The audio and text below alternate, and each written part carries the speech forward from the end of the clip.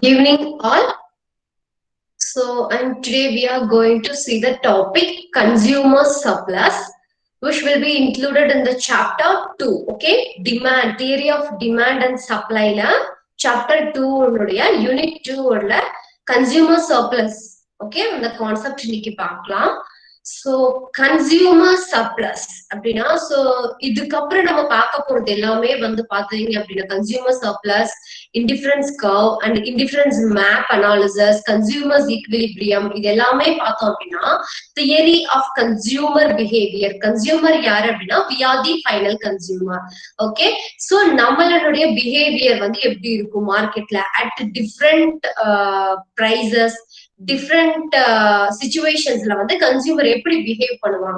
Okay, so அத பத்தி பார்க்க போறோம். So consumer surplus first. Consumer சர்ப்ளஸ்னா உனக்கு என்ன அப்படின்றத ஒரு ஐடியா கொடுத்துறேன். சோ இப்போ வந்து you are going to a shop to purchase a shirt. Okay, இப்ப நீ என்ன அசம்ஷன்ல போற அப்படின்னா the shirt worth rupees 500 அப்படின்ற ஒரு தாட்ல நீ கையில வந்து 500 rupees நீ எடுத்துட்டு you going to the shop.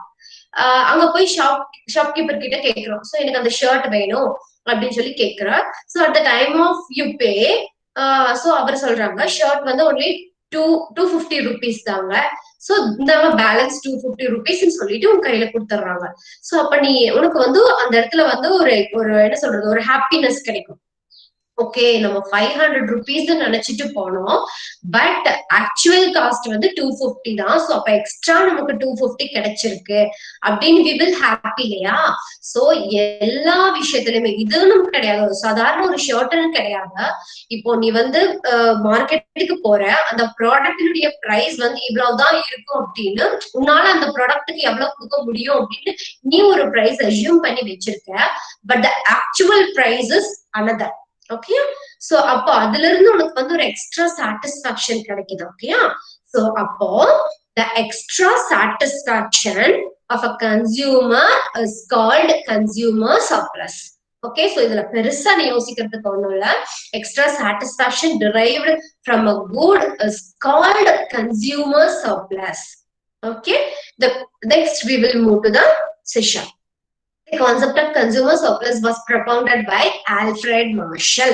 So take notes, Kana. The author of consumer surplus theory is Alfred Marshall. So it occupies an important place not only in economic theory but also in economic policies of government, in decision making of monopolist. Okay, so monopolist அப்படின்றது ஒரு market structure அப்படின்னு என்ன மேம்னா we will discuss in chapter number 4 later. Okay, so அப்ப என்ன சொல்றாங்கன்னா economic தியரியில மட்டும் consumer சர்ப்ளஸ்ல இருந்து ஒரு இம்பார்ட்டன்ட் ரோல் கிடையாது. நம்ம கவர்மெண்ட் வந்து பாலிசிஸ் மேக் பண்றதுக்காகவும் டெசிஷன்ஸ் மேக் பண்றதுக்காகவும் கன்சியூமர் சர்ப்ளஸ் தியரிய வந்து யூஸ் பண்றாங்க. Okay, next demand for a commodity depends on the utility of the commodity to the consumer. அதாவது ஒரு ப்ராடக்ட்டுக்கான தேவை அப்படின்றது அந்த ப்ராடக்ட்ல இருந்து நமக்கு கிடைக்கிற யூஸ்ஃபுல்னஸ் பொறுத்து இருக்கு, யூட்டிலிட்டியை பொறுத்து இருக்கு. Okay, if a consumer gets more utility from a commodity, he would be willing to pay higher price and vice versa. ஒரு ப்ராடக்ட்ல இருந்து நமக்கு அதிகப்படியான யூஸ்ஃபுல் கிடைக்குது அப்படின்னா அந்த ப்ராடக்ட் வந்து நம்ம ஹையரா பே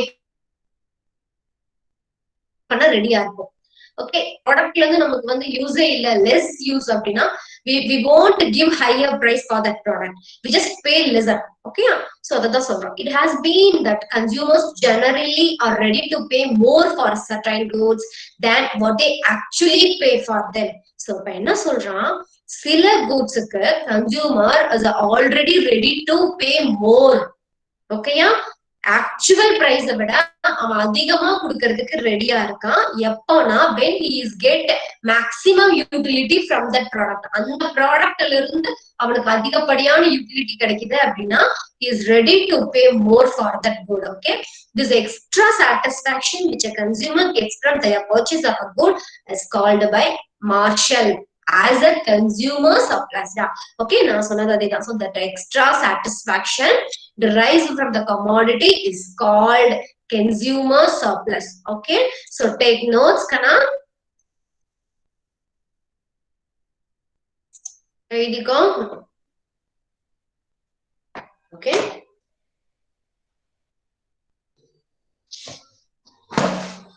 Okay, consumer surplus. Like, can you see the board? Yes, ma'am. Like, என்னடா ஸ்ட்ரென்த் இல்ல போல கிளாஸ்ல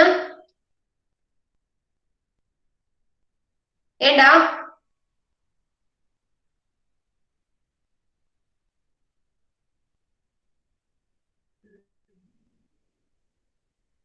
பாதி பேர் காண என்னாச்சு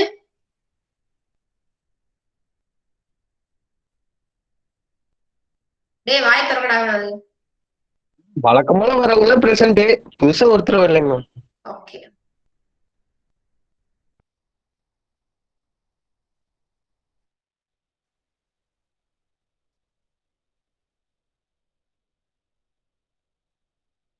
ஓகே கன்சியூமர் சர்ப்ளஸ். So என்ன அப்படின்னா this is given by Alfred Marshall.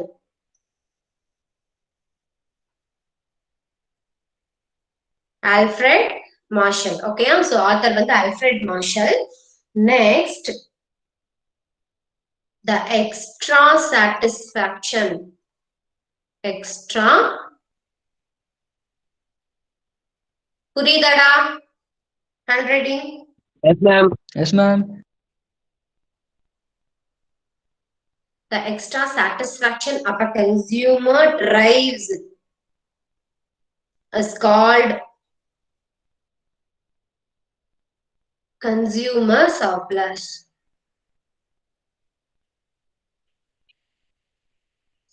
Okay. Okay.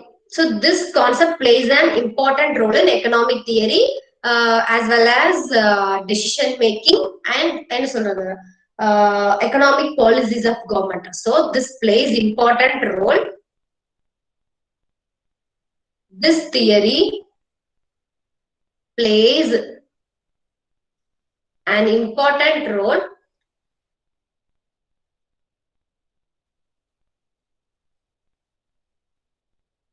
economic theory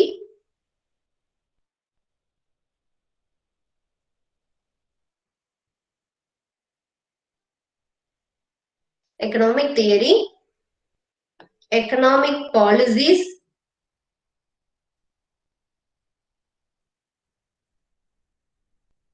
of government, economic policies of government and decision making.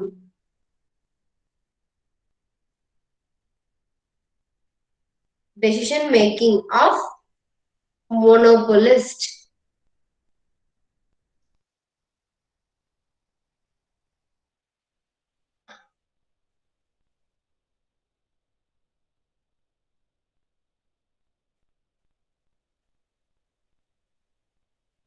There any doubt? No, ma'am. No, ma'am. So definition definition வந்து நான் already சொல்லிட்டேன் Alfred marshal. So definition வந்து புக்லயே இருக்கு, we will see. Okay, see, Marshall defined the concept of consumer surplus as the excess of the price which a person would be willing to pay rather than go without a thing over that which he does actually pay is called consumer surplus. அதாவது என்ன அப்படின்னா ஒரு product நான் பாக்குறேன், okay, அந்த ப்ராடக்ட்ட I ready to pay more. Okay, so the excess of the price which a consumer would be willing to pay rather than go without a thing over that which he actually does pay. அதாவது என்னால என்ன பே பண்ண முடியுமோ அதை விட அதிகமா நான் வந்து அந்த கூட்ஸ்க்கு வந்து பே பண்றேன் அப்படின்னா this is called consumer surplus. Okay, so அப்போ எக்ஸ்ட்ரா சாட்டிஸ்பாக்சன் சிம்பிளா சொல்லணும் அப்படின்னா என்னதுடா extra satisfaction of a consumer derived from the good is called another consumer surplus. So another one வந்து என்ன அப்படின்னா this concept is derived This concept is derived from the law of diminishing marginal utility. So இந்த ஒரு particular கான்செப்டை நம்ம எதுல இருந்து எடுத்தோம் அப்படின்னா எதுல இருந்துன்னா லா ஆஃப் டிஎஃப்யூல இருந்து படிச்சியா.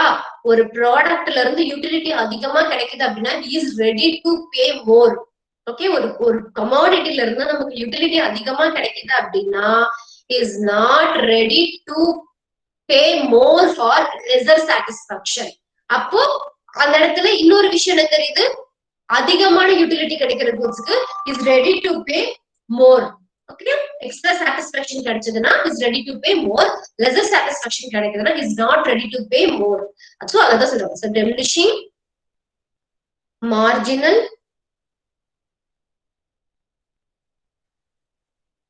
Utility. Okay,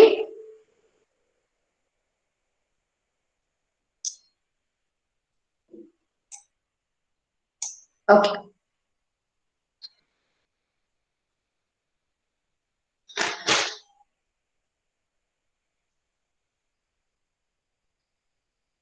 Okay. Next thing, formula. Okay.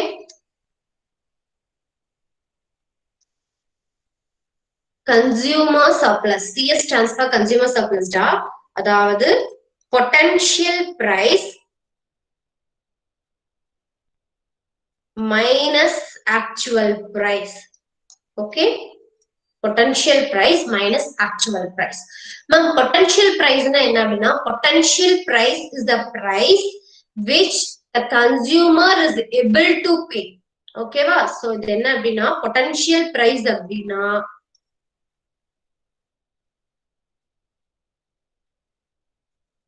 consumer ready to pay. avanala evlo pay pannum, consumer ready to pay. Actual price na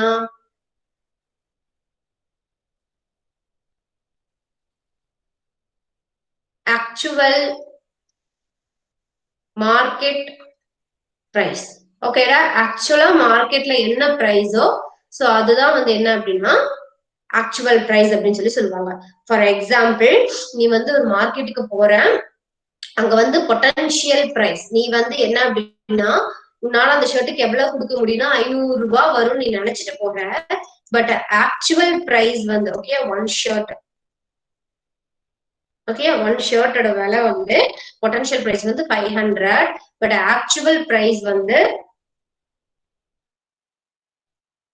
okay actual price வந்து 250. ஓகே, சோ அப்ப கன்சியூமர் சர்ப்ளஸ் எக்ஸ்ட்ரா உனக்கு எவ்வளவு கிடைச்சிருக்குன்னா 250 rupees. This is called your consumer surplus டா. So அப்ப potential price அப்படின்னா ஆக்சுவலா sorry consumer நீ என்ன பிரைஸ் இதுக்கு கொடுக்க ரெடியா இருக்க, ஆக்சுவல் பிரைஸ்னா ஒரிஜினலா மார்க்கெட்ல என்ன பிரைஸ், ஒரிஜினல் பிரைஸ்னு சொல்லலாம். Okay, original price.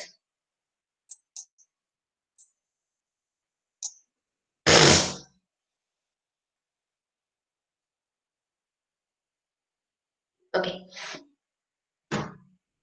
Next schedule போட்டுக்கோ. கன்சியூமர் சர்ப்ளஸ்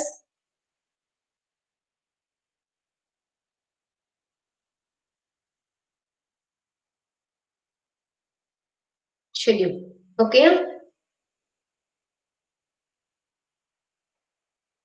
சி புக்ல உனக்கு கொடுத்திருக்கான். See, measurement of consumer surplus. So this is consumer surplus schedule is given to you. என்னன்னா number of units. So first unit நம்ம வாங்குறோம். For example, ஒரு chocolate வாங்குறோம், 2 chocolate வாங்குறோம், 3 chocolate வாங்குறோம். ஓகேயா?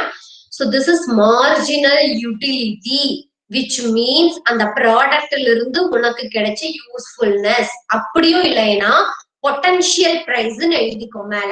Marginal utility is nothing but the potential price, அதாவது the consumer is ready to pay for that good. அதுதான் மார்ஜினல் யூட்டிலிட்டி நீங்க எடுத்துக்கலாம். ஓகேயா?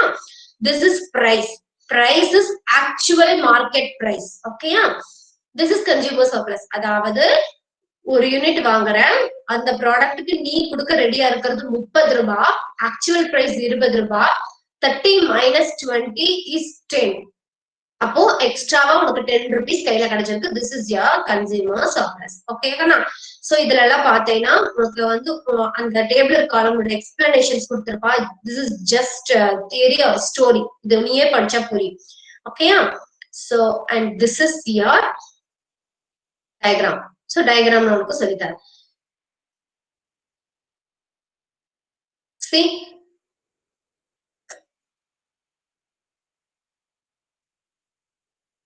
சோ இதேதான் இந்த ஷெட்யூல் என்ன கொடுத்திருக்கானோ அதை அப்படியே வந்து இங்க எழுதியிருக்கான். மார்ஜினல் யூட்டிலிட்டினா வரி பண்ணிக்காத. திஸ் இஸ் பொட்டன்ஷியல் பிரைஸ் மேல எழுதிக்கோ. இது வந்து actual price. So potential price minus actual price gives consumer surplus. ஓகேயா? and next consumer surplus diagram பார்க்கலாம். Okay?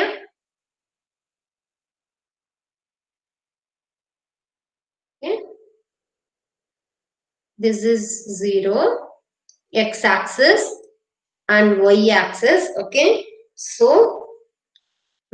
the amount of commodity, the quantity which could, okay, quantity.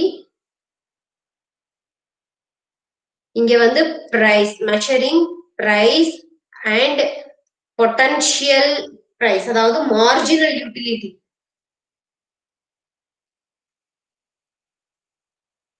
y axisல measure பண்ற. So இப்போ நீ ஒரு ப்ராடக்ட் வாங்குற. Okay, and this is நம்மளோட demand curve. ஓகேயா?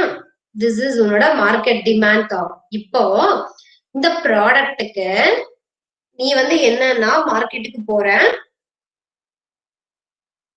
So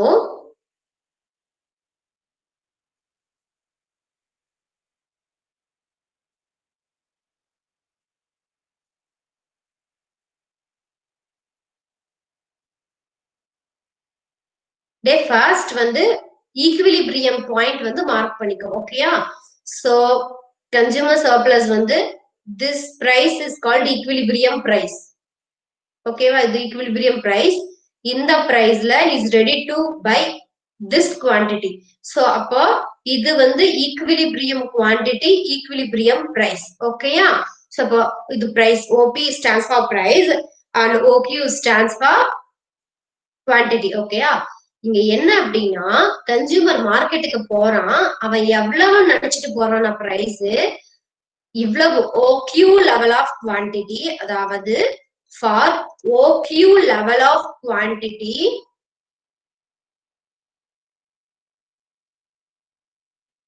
he is ready to pay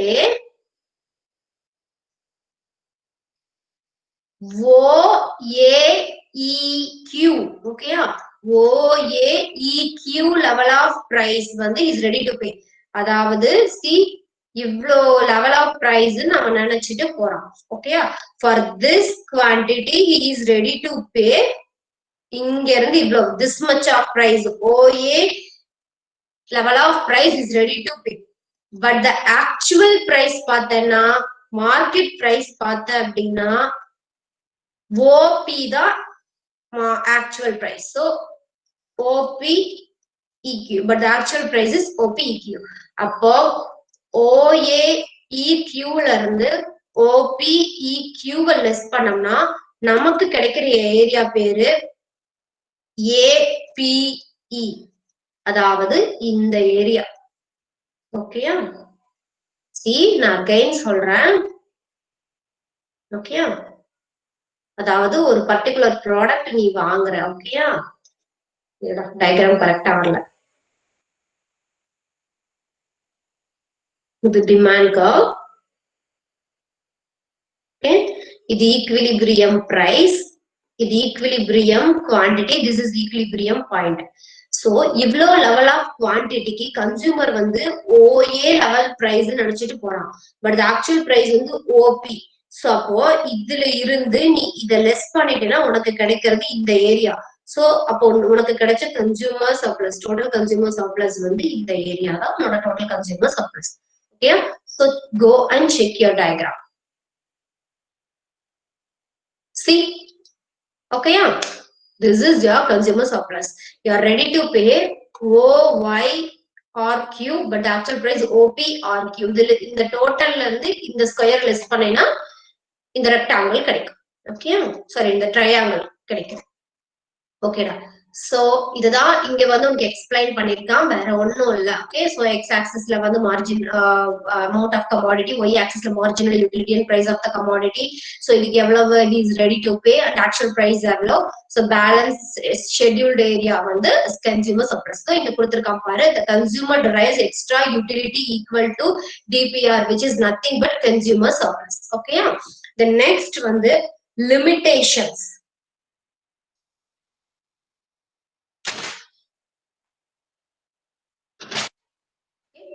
limitations தான். Limitations இந்த தியரியினுடைய லிமிடேஷன்ஸ் என்னன்னு சொல்லி கொடுத்திருக்காங்க. ஓகேயா? ஓகே, பார்க்கலாம். Consumer surplus cannot be measured preciously because it is difficult to measure the marginal utilities of different units of a commodity consumed by a person. So அப்ப என்ன சொல்றான், consumer surplus வந்து ப்ரெஷியஸா நம்மளால மெஷர் பண்ண முடியாது அப்படின்றான். ஏன்னா கன்சூமர் சர்ப்ளஸ் வந்து எதுல இருந்து டிரைவ் பண்ணதுன்னு சொன்னோம், லா ஆஃப் டிமினிஷிங் மார்ஜினல் யூட்டிலிட்டில இருந்து நம்ம டிரைவ் பண்ணதுன்னு சொல்றோம்.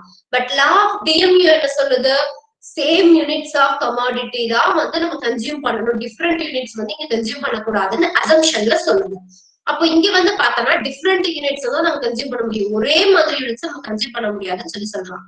Second, in case of necessaries, marginal utilities of the earlier units are infinitely large. In such a case, consumer surplus is always infinitive. அதாவது necessary எடுத்துக்கிட்டோம் அப்படின்னா ஸ்டார்டிங் யூனிட்ஸ்ல நெசசிட்டி பாத் shelter எல்லாம் வந்து ஒரு அளவுக்கு மீறி போக நமக்கு அது ஓகே போதும்னு தோணும். பட் ஆனா ஸ்டார்டிங் ஸ்டேஜ்ல பார்த்தோம்னா நமக்கு அது வேணும், அதுல இருந்து நமக்கு கிடைக்கிற யூட்டிலிட்டி வந்து ஜாஸ்தியா இருக்கும். ஓகேயா? அதாவது எப்படி சொல்றதுன்னா, ஃபார் எக்ஸாம்பிள் உனக்கு பசிக்குது, ஃபர்ஸ்ட் தோசையில உனக்கு கிடைக்கிற சாட்டிஸ்பாக்சனுக்கும் 10வது தோசையில உனக்கு கிடைக்கிற சாட்டிஸ்பாக்சனுக்கும் டிஃபரன்ஸ் இருக்கு. அப்போ ஃபுட் அப்படின்றது வந்து நெசசிட்டி தான். earlier unit first தோசையில உனக்கு கிடைக்கிற satisfaction is larger compared to the 10th unit. Okay, so அதுதான் சொல்றோம். சோ அந்த மாதிரி கேஸ்ல எல்லாம் கன்சூமர் சர்ப்ளஸ் எப்பவுமே இன்ஃபினிட்டிவா தான் இருக்கும் அப்படின்னு சொல்றான். Next, consumer surplus derived from the commodity is affected by the availability of substitutes. Okay, அதாவது எந்த ப்ராடக்ட் வந்து நமக்கு கன்சூமர் சர்ப்ளஸ் கிடைக்குதோ மேபி அந்த ப்ராடக்ட் வந்து சப்ஸ்டிடியூட்ஸ் வந்து இருக்கலாம் அந்த ப்ராடக்ட்டுக்கு அப்படின்னு சொல்லி சொல்றாங்க. Okay, there is no simple use for deriving the utility scale of articles which are used for their prestige value. Okay, அதுதான். சோ இப்ப பிரஸ்டீஜ் கூட்ஸ் எல்லாம் எடுத்துட்டோம் அப்படின்னா, சோ அந்த கூட்ஸ் யூட்டிலிட்டியை வந்து கரெக்டா எக்ஸாக்டா மெஷர் பண்ணி சொல்றதுக்கு நம்ம கிட்ட எந்த ஸ்கேலும் இல்ல அப்படின்னு சொல்லி சொல்றாங்க. Okay, next, consumer surplus cannot be measured in terms of money because the marginal utility of money changes as purchases are made and the consumer stock of money diminishes.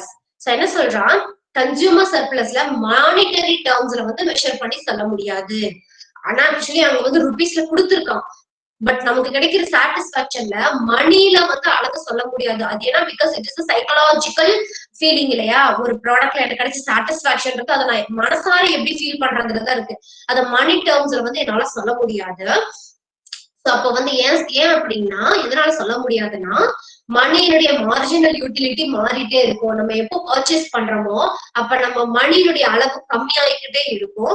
So அப்ப வந்து மார்ஜினல் யூட்டிலிட்டி ஆஃப் மணி வந்து ஸ்டெபிளா இருக்காது, மாறிக்கிட்டே இருக்கும் அப்படின்னு சொல்லி சொல்றான். ஓகேயா? சோ நெக்ஸ்ட், ஆனா மார்ஷல் என்ன சொல்றாருன்னா, marginal utility of money remains constant. அதாவது நான் சொன்னேன் இல்லையா, சில ப்ராடக்ட்டுக்கெல்லாம் இந்த லா ஆஃப் டிஎம்யூ வந்து நாட் அப்ளிகபிள்.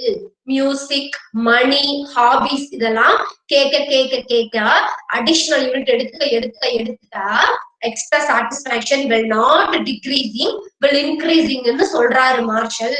எக்ஸெப்ஷன்ஸ் கொடுக்குறாரு லா ஆஃப் டிஎம்யூக்குன்னு. அந்த கான்செப்ட் தான் இது. ஓகே, ஆனா அது வந்து அன்ரியலிஸ்டிக், அவர் பேசுறது வந்து ரியலிஸ்டிக் கிடையாதுன்னு சொல்லி சொல்றாங்க.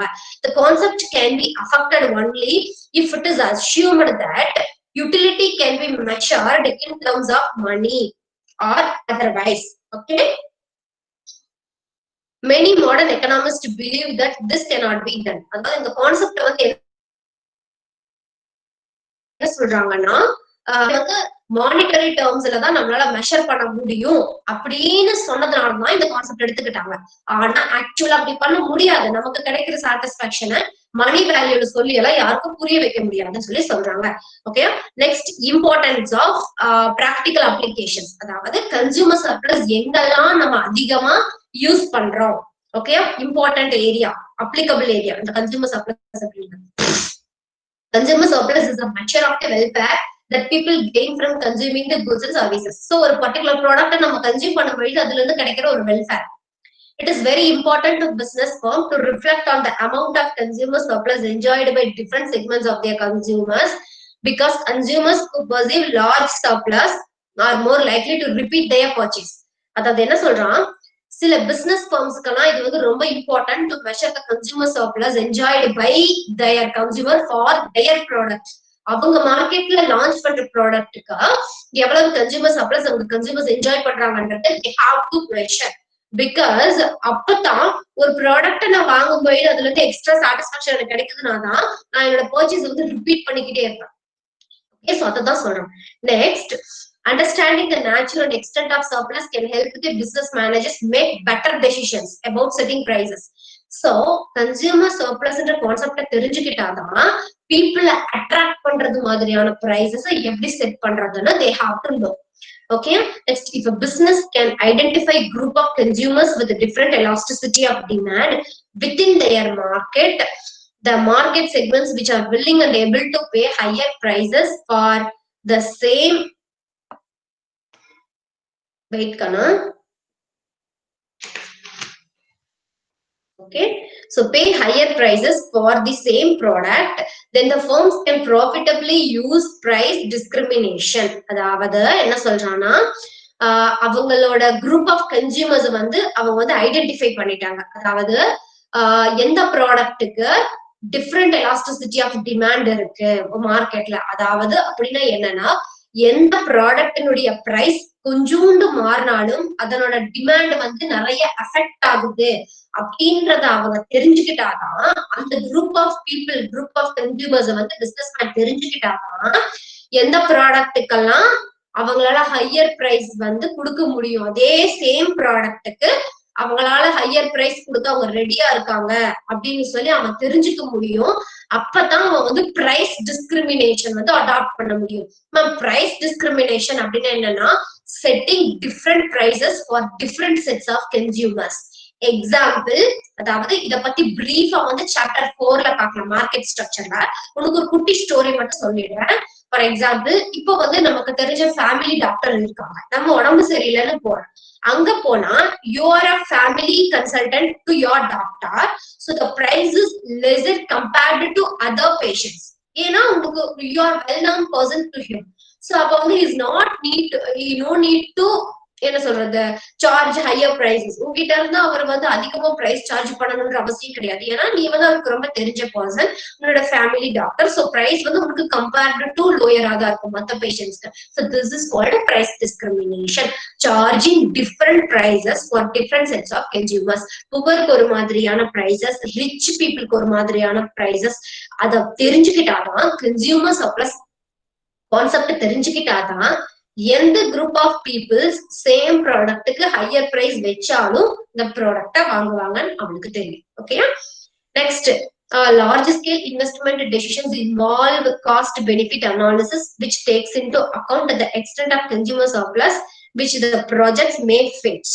அதாவது இப்போ ஒரு பெரிய லார்ஜ் ஸ்கேல் இன்வெஸ்ட்மெண்ட் டெசிஷன்ஸ் எல்லாம் எடுக்கிறோம். ஒரு பெரிய கம்பெனிக்கு இன்வெஸ்ட்மெண்ட் டெசிஷன் எடுக்கிறோம். அதாவது ஒரு 1 crore ஒரு மிஷினரி நம்ம இன்வெஸ்ட் பண்ணலாமா அப்படின்ற ஒரு டெசிஷன் எடுக்கிறோம். ஓகே, சோ அப்ப வந்து அங்க வந்து காஸ்ட் பெனிஃபிட் வந்து பாப்பாங்க அவங்க. அதாவது நமக்கு செலவு கம்மி ஆகுதா அப்படியான்னு. சோ கம்மியாகுதுனாலே அந்த இடத்துல என்ன, சர்ப்ளஸ், கன்சியூமர் சர்ப்ளஸ்.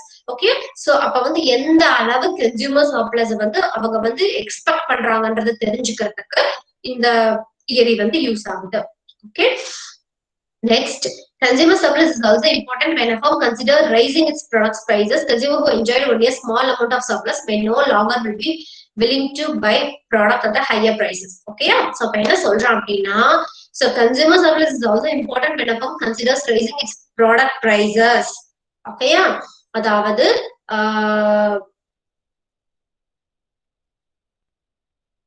அதாவது கஸ்டமர்ஸ் வந்து ஒரு பர்டிகுலர் ப்ராடக்ட்டுக்கு அவங்க வந்து அதிகமா கொடுத்து அவங்க வாங்குறதுக்கு ரெடியா இல்ல. பிகாஸ் அவங்க வந்து ஸ்மால் அமௌண்ட் ஆஃப் சர்ப்ளஸ்ல தான் வந்து அதுல இருந்து ஏர்ன் பண்றாங்க. But is not ready to pay higher அப்படின்னா அந்த ப்ராடக்டோடைய பிரைசஸ் வந்து ரைஸ் பண்ணணும் அப்படின்னா அவங்க வந்து கண்டிப்பா கன்சியூமர் சப்ளைஸ் தெரிஞ்சிருக்கணும். Firms making such decision should expect make fewer sales if they increase prices.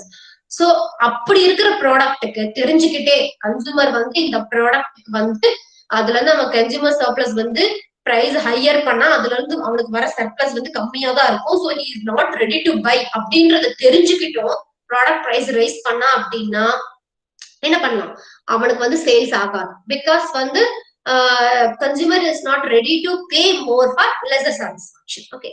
Next, consumer surplus usually acts as a guide to finance minister when they decide on the products on which taxes have to be imposed and the extent to which a commodity tax has to be raised. So, எந்த ப்ராடக்ட்டுக்கெல்லாம் வந்து நம்ம taxes impose பண்ணணும் அப்படின்றத தெரிஞ்சுக்கணும்னா finance minister has to know about the theory of consumer surplus. So அந்த extent which commodity tax has to be raised, எதுக்கு impose பண்ணணும் எதுக்கு டாக்ஸ் ரைஸ் பண்ணணும்ன்றத தெரிஞ்சுக்கணும்னா இந்த தியரி ரொம்ப முக்கியம். Okay, it always desirable to impose taxes or increase the rate of taxes on commodities yielding high consumer surplus because the loss of welfare to citizens will be minimal. அதாவது என்ன சொல்றான், taxes on commodities yielding high consumer surplus, எந்த goods எல்லாம் high consumer surplus yield பண்ணுதோ அந்த குட்ஸ்க்கெல்லாம் கண்டிப்பா tax impose பண்ணணும், ரேட் ஆஃப் டாக்ஸை இன்க்ரீஸ் பண்ணணும். ஏன் அப்படின்னா loss of welfare to citizens will be minimal. அதாவது சிட்டிசனோட வெல்ஃபேர் கம்மி ஆகுறது, அவங்க வந்து லாஸ் பண்றத அவங்க வந்து மினிமைஸ் பண்றாங்க அப்படின்னு சொல்லி சொல்றாங்க. ஓகேயா, ஏன் அப்படின்னா அவங்க வந்து ரெடி டு பே மோர் இல்லையா, அந்த ப்ராடக்ட் அந்த குட்ஸ்க்கு வந்து எவ்வளவு வேணா நான் கொடுக்க ரெடியா இருக்கேன்னு சொல்லி அவங்க நினைக்கும் போது அவங்க வெல்ஃபேர் கம்மி ஆகுது. சோ ஒரு ப்ராடக்ட்டுக்கு டாக்ஸ் இம்போஸ் பண்ணோம்னா அதிகமா கொடுத்து அவங்க வாங்குறதுக்கு யோசிப்பான். ஓகே, சோ எந்த ப்ராடக்ட்டுக்கெல்லாம் வந்து கன்சியூமர் சர்ப்ளஸ் ஹையா ஈல்டு பண்ணுதோ அந்த குட்ஸ்க்கெல்லாம் கண்டிப்பா டாக்ஸ் ரேட்ஸ் ஜாஸ்தியா இருக்கும், டாக்ஸ் இம்போஸ் பண்ணுவாங்க. This will be the limitations of the law of consumer surplus. So with this, your consumer surplus gets to an end. So next we'll move to the indifference curve analysis. So anybody having doubt in consumer surplus, open up your mouth. No, ma'am. Girls? No, ma'am. No, ma'am. No, ma'am. Shall we move to indifference curve? Yes, ma'am. Okay. Okay. Indifference curve analysis. Okay. So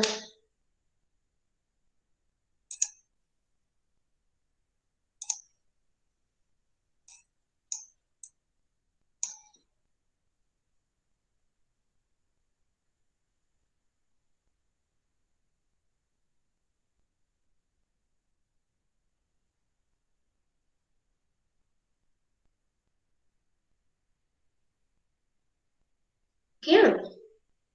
So indifference curve analysis. So this concept is given by Hicks and Allen. Okay. Wait down.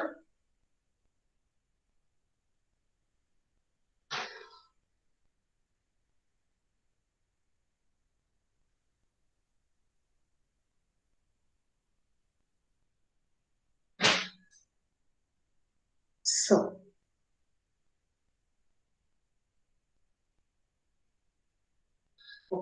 this approach in the consumer indifference curve approach வந்து this approach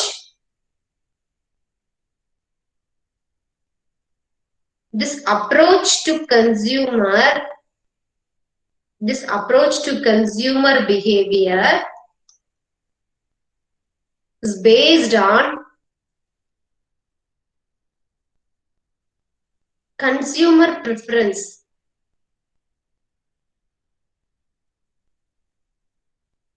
Okay. So அப்போ Marshall என்ன சொல்றாரு? According to marshal,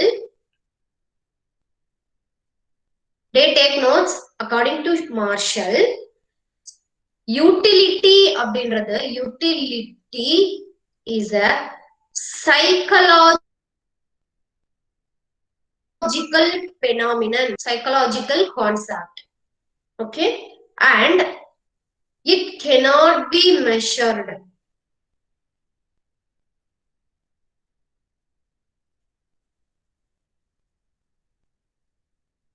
And it cannot be measured in monetary terms.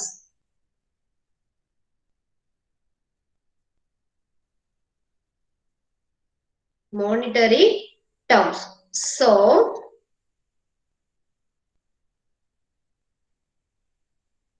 Marshallin demand analysis is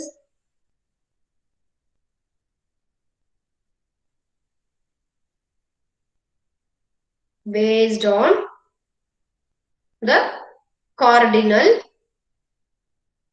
measurement of utility.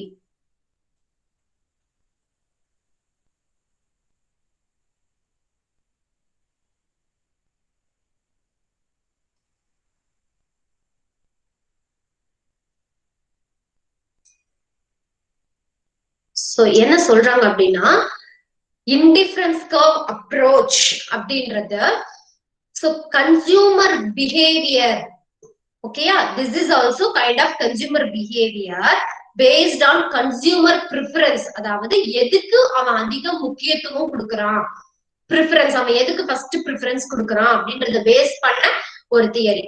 So இதுல marshal என்ன சொல்றாரு, utility அதாவது ஒரு ப்ராடக்ட்ல இருந்து நம்மளுக்கு கிடைக்கிற யூஸ்ஃபுல்னஸ்ன்றது சைக்கலாஜிக்கல் கான்செப்ட், அதை வந்து மானிட்டரி டர்ம்ஸ்ல மெஷர் பண்ண முடியாதுன்னு சொல்றாரு.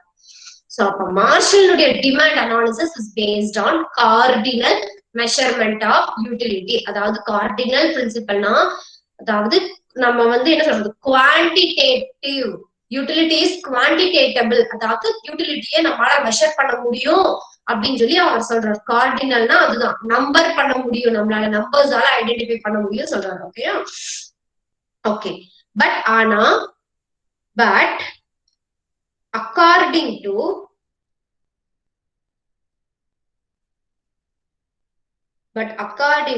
indifference curve analysis, utility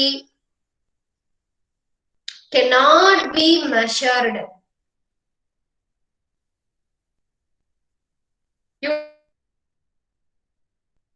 யூட்டிலிட்டியை வந்து எப்பவுமே ஒரு ப்ராடக்ட்ல இருந்து நமக்கு கிடைச்ச யூஸ்ஃபுல்னஸ் தான் எனக்கு இவ்வளவு கிடைச்சது அவ்வளவு கிடைச்சதுன்னு மெஷர் பண்ண முடியாது.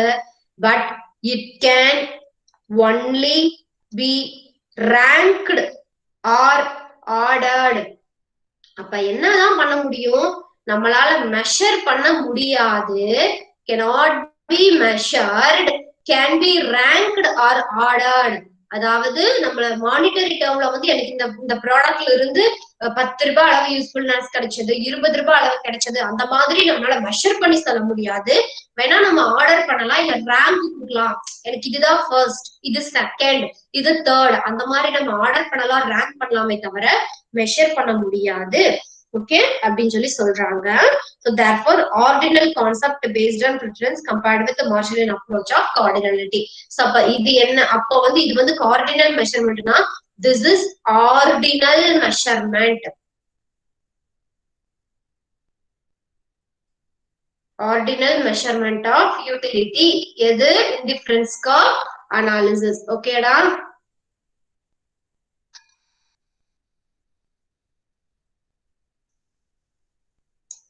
Okay. Okay.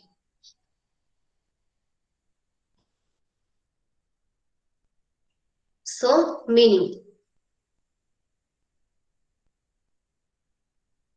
So first வந்து indifference curve analysis கண்டுபிடிச்ச ஆத்தர் வந்து யாரு அப்படின்னா Hicks and Allen. Hicks and Allen அப்படின்ற 2 ஆத்தர் தான் இண்டிஃபரன்ஸ் கர்வ் அப்ரோச்ன்ற கான்செப்ட கண்டுபிடிச்சாங்க. சோ மேம் அப்படின்னா இண்டிஃபரன்ஸ் கர்வ் அனாலிசிஸ்னா என்ன அப்படின்னா, indifference curve analysis shows different combinations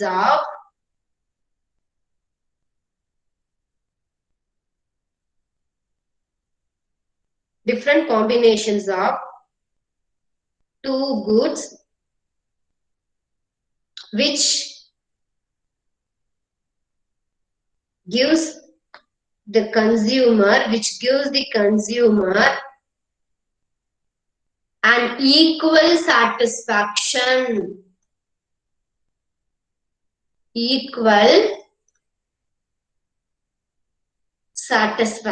அதாவது நீ கடைக்கு போறடா, ரெண்டு டிஃப்ரெண்ட் காம்பினேஷன்ஸ் ஆஃப் கூட்ஸ் வாங்குற. ஓகே, ஃபார் எக்ஸாம்பிள் ஒரு பிஸ்கட் பாக்கெட் வாங்குற, ரெண்டு பனானா வாங்குறேன்னு வச்சுக்கோ. ஓகே, சோ அப்போ இந்த ரெண்டு கூட்ஸையுமே எத்தனை பனானா எத்தனை பிஸ்கெட் வாங்குனா your satisfaction will be equal. ஓகேயா, அதாவது ஒரு பனானா, உனக்கு பனானா ரொம்ப பிடிக்கும்னா பனானா கம்மியா வாங்கிக்கோ, பிஸ்கட்ஸ் அதிகமா வாங்கிக்கோ. இல்ல பிஸ்கட்ஸ் வந்து எனக்கு அதிகமா பிடிக்குமானா பிஸ்கட் அதிகமா வாங்கிக்கோ, பனானா கம்மி பண்ணிக்கோ. அப்போ எந்த காம்பினேஷன் வித் உன் கையில இருக்கிற பிரைஸுக்கு எந்த காம்பினேஷன்ஸ் ஆஃப் கூட்ஸ் வந்து உனக்கு ஈக்குவல் சாட்டிஸ்பாக்சன் உள்ளது. ஓகேயா, சோ அததான் இண்டிஃபரன்ஸ் கர்வ் அப்ரோச் வந்து சொல்லுது. ஓகே ஓகே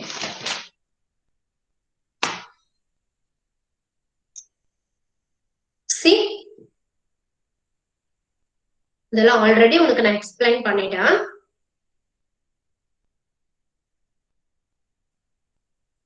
சோ அசம்ஷன்ஸ் வந்து பாத்துக்கலாம். ஓகே, நான் உனக்கு சொல்றேன்.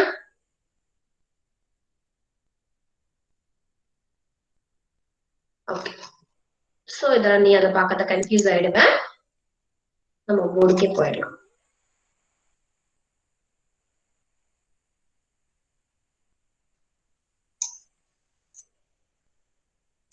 சோ அப்ப என்னடா indifference கர்வ்னா which will giving equal satisfaction அப்படின்னு சொல்லி சொல்றாங்க. Okay, assumption.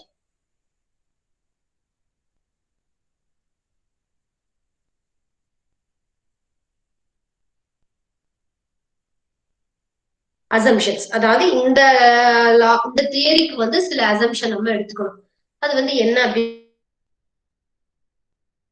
பார்த்தோம்னா, கன்சியூமரிஸ் ரேஷ், அதாவது அறிவுள்ள கன்சியூமரா இருக்கணும். கன்சியூமரிஸ் அவனுக்கு திங்க் பண்ற கெப்பாசிட்டி இருக்கணும். சவுண்ட் மைண்டடா இருக்கணும். கன்சியூமரிஸ் ரேஷனல். செகண்ட், யூட்டிலிட்டி வந்து is only ordinarily expressible, is only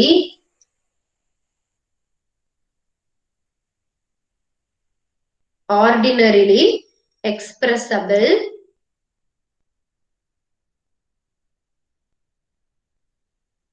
consumer choices are assumed to be transitive. Consumer choices are assumed to be transitive.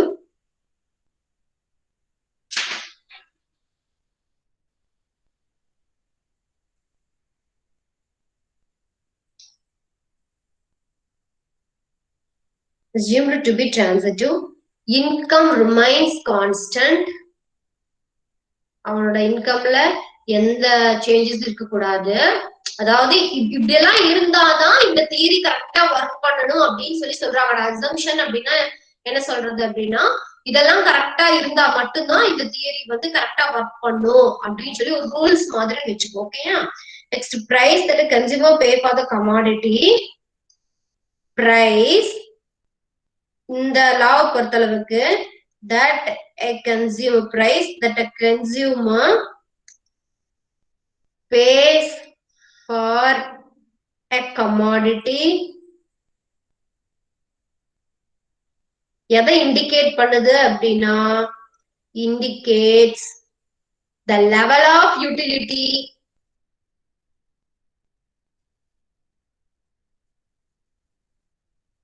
derived by him.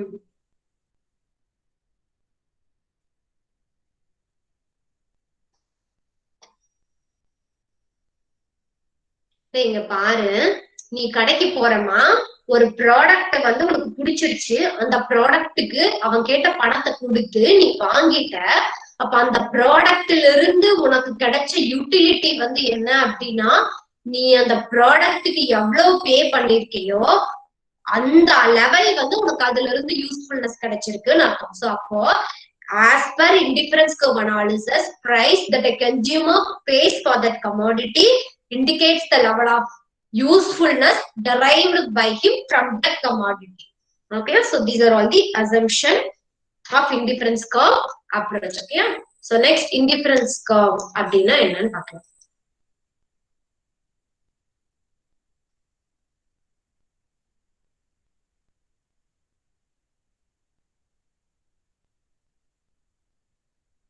Indifference curve. Okay,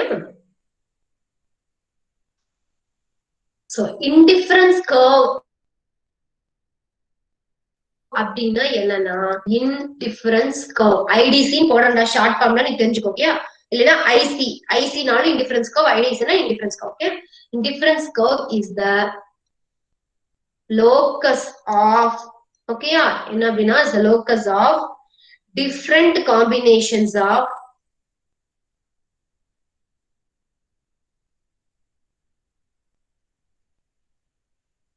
different combinations of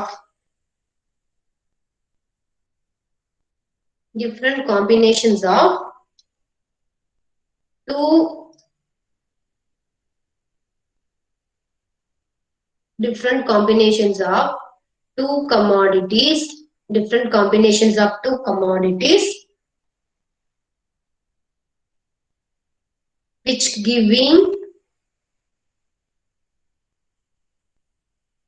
giving the same level of satisfaction.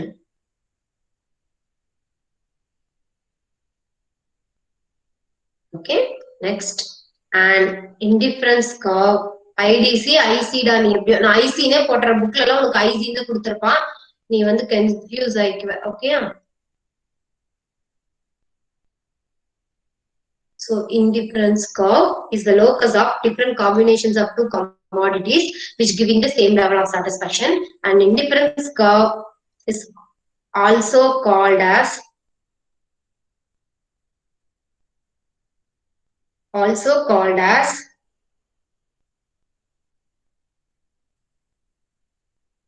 iso-utility curve,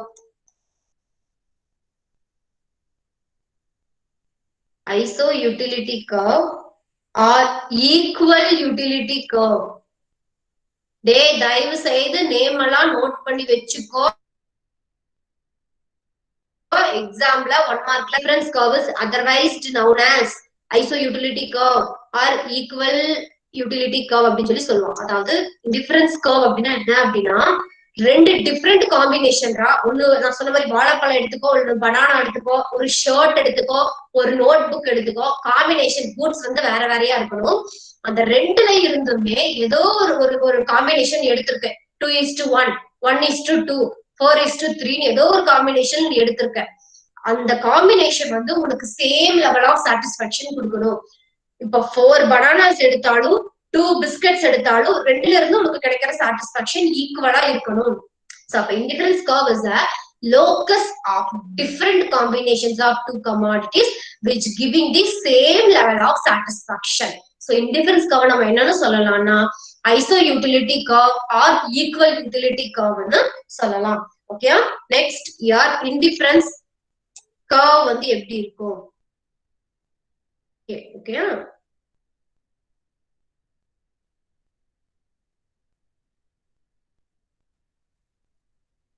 see, this is an indifference curve schedule.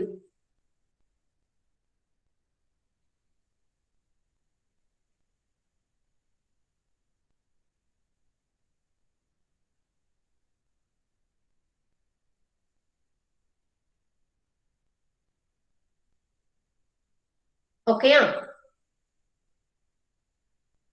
so இது வந்து என்னன்னா combination. Okay, இது good ஏன்னு வெச்சுக்கோ, food. Okay, இது வந்து good A, good B. food இது வந்து கிளாத்னு வச்சுக்கோ. நான் சொன்னேன் இல்லையா அந்த மாதிரி ரெண்டு காம்பினேஷன், டிஃப்ரெண்ட் காம்பினேஷன்.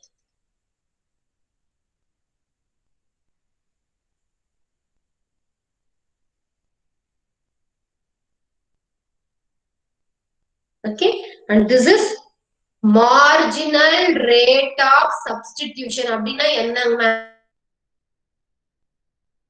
நான் சொல்றேன். Okay, marginal rate of substitution. Okay, okay.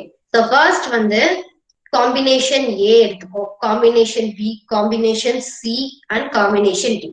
ஏன்ற காம்பினேஷன்ல ஒரு யூனிட் ஆஃப் ஃபுட் 12 ட்ரெஸ் எடுத்திருக்கேன். காம்பினேஷன் B ல 2 யூனிட் ஆஃப் ஃபுட் 6 ட்ரெஸ் எடுத்திருக்கேன். காம்பினேஷன் C ல 3 யூனிட் ஆஃப் ஃபுட் 4 ட்ரெஸ் எடுத்திருக்கேன். காம்பினேஷன் D ல 4 யூனிட் ஆஃப் ஃபுட் 3 ட்ரெஸ் எடுத்திருக்கேன். ஓகேயா? அதாவது என்ற காம்பினேஷன்ல ஒரு ஃபுட் 12 கிளாத் 12 ட்ரெஸ் ஒரு பிளேட் ஃபுட்னு வச்சுக்கோ.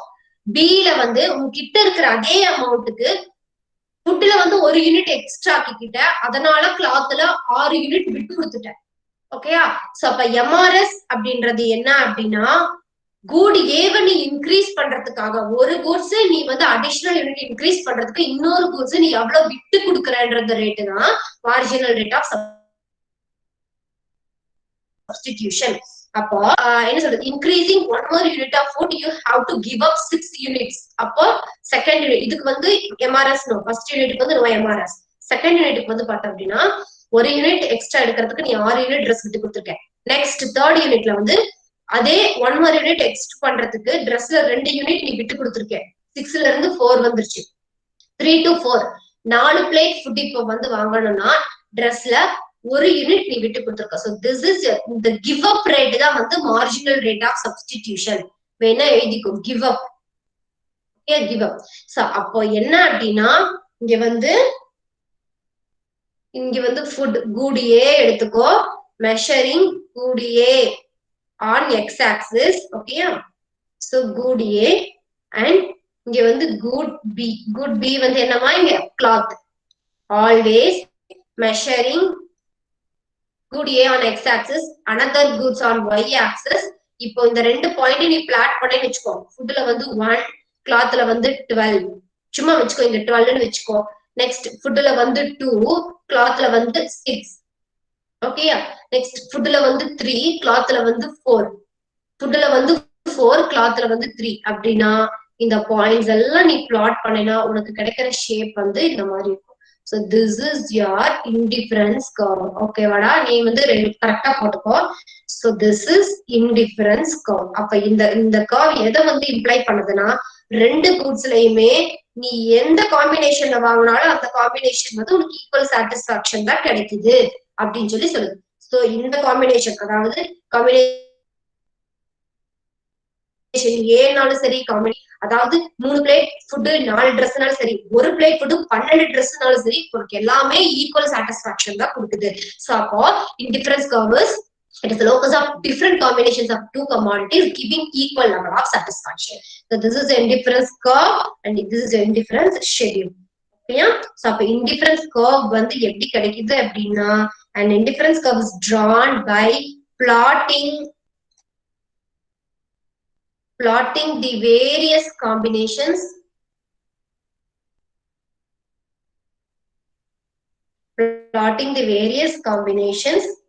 given in the indifference schedule. Scheduleல கொடுத்திருக்கிற பாயிண்ட்ஸ் நம்ம பிளாட் பண்ணனா நமக்கு கிடைக்கிறது indifference curve is given by plotting the various combinations given in the indifference schedule. ஓகேடா?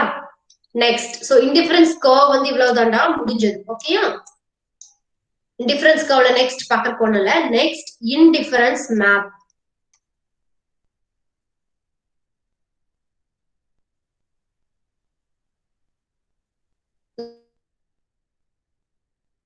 indifference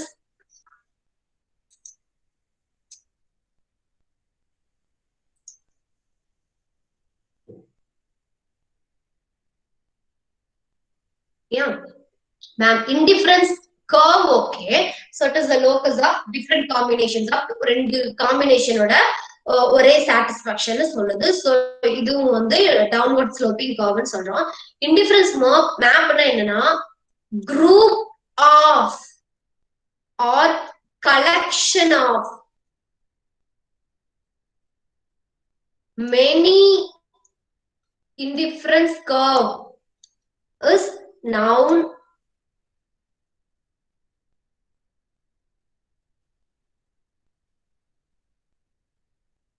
indifference map. So பாரு ஒரு indifference curve இருந்தா இது indifference curve னு அர்த்தம். many curves இருந்தா group or collection of indifference curve வந்து this is called indifference map. Okay, so அப்ப இது என்ன சொல்றாங்க,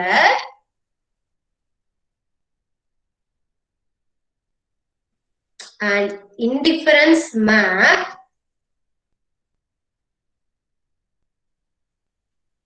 and indifference map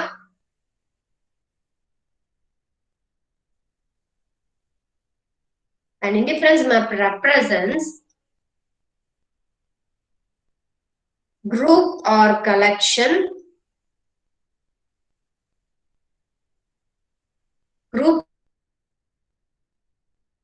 or collection of many indifference curves. Okay, so indifference curve where each curve represents certain level of satisfaction.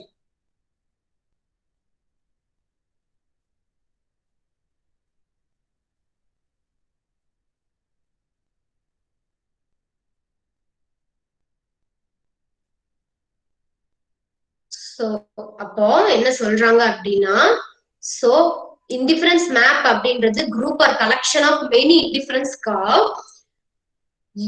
where each curve represents a certain level of satisfaction. அதாவது for example, so this is indifference curve 1, so this is indifference curve 2 and this is indifference curve 3. so இதெல்லாம் நம்ம என்ன சொல்றோம், group one or more or group or collection of many indifference curve is called indifference map. ஓகேயா, இந்த மேப்ல ஒரு indifference curveமே ஒரு certain level of satisfaction தான் நமக்கு சொல்லுது. இது ஒரு level of satisfaction, இது ஒரு level of satisfaction, இது ஒரு level of satisfaction அப்படின்னு சொல்லி சொல்லுது. ஓகேயா, சோ அப்போ என்ன சொல்லுது, a set of indifference curve is called as indifference map னு சொல்லலாமா? ஓகேங்களா, indifference curve ஒரு செட் வந்து சொல்லலாம். ஓகேயா, சோ இந்த மேப்ல இருந்து நான் என்ன தெரியுதுன்னா, நான் சொன்னேன் இதுல ஒரு indifference curve நமக்கு ஒரு லெவல் ஆஃப் சாட்டிஸ்பாக்சன் நமக்கு கொடுக்குது. see இது IC2 IC1 IC2 IC3 அப்படின்னு சொல்லி சொல்லுது. இந்த indifference mapல இருந்து நமக்கு என்ன தெரியுதுன்னா, in an indifference map it is cleared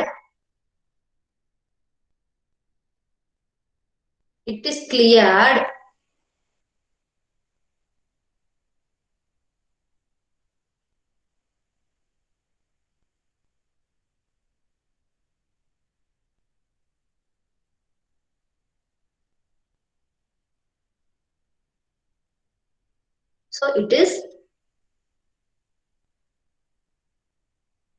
cleared that indifference mapல இருந்து எது clear ஆகுதுன்னா, higher indifference curve denotes a level of satisfaction.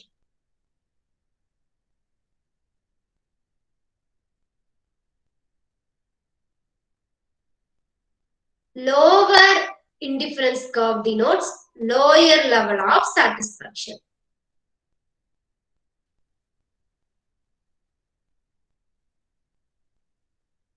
ஓகேடா, நான் சொன்னேன் குரூப் ஆஃப் இன்டிஃபரன்ஸ் கர்வ் வந்து இஸ் கால்ட் இன்டிஃபரன்ஸ் மேப்னு சொன்னேன். இந்த மேப்ல ஒரு இன்டிஃபரன்ஸ் கர்வுமே சர்டைன் லெவல் ஆஃப் சாட்டிஸ்பாக்சன் சொல்லுது.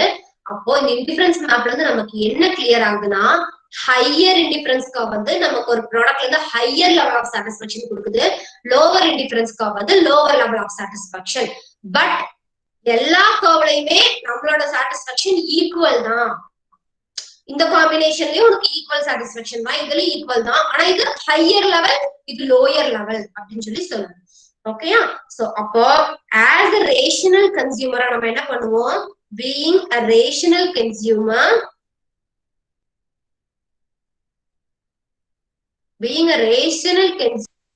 he would be always